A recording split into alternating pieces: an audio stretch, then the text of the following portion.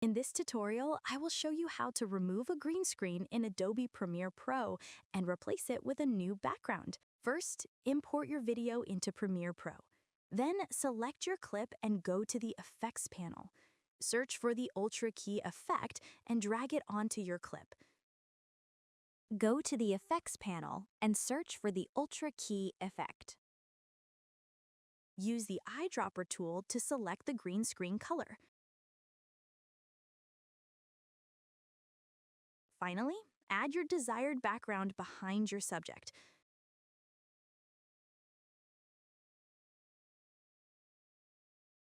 After placing the background beneath your green screen clip, adjust its size, position, and alignment until it fits perfectly.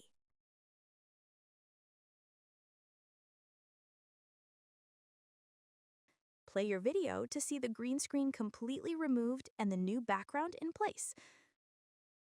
To make the background more lively, I applied keyframe animation, allowing it to move smoothly throughout the scene.